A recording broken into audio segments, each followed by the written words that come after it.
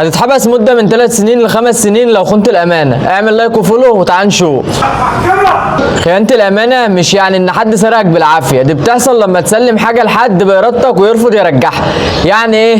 يعني مثلا واحدة سلمت صاحبها أو شريكها مبلغ علشان يشتري بيه حاجة، أو اديت لحد دهب أمانة وبعد كده لما طلبت الدهب اتقلب بالنص كده ده بتاعي أو مش هرجعه. ساعتها القانون بيعتبر ده خيانة أمانة. القانون المصري بيتكلم عن خيانة الأمانة في المادة 341 من قانون العقوبات، وبيعتبرها جريمة عقوبتها ممكن توصل من 3 سنين ل5 سنين، وممكن كمان يكون فيها غرامة حسب الحالة.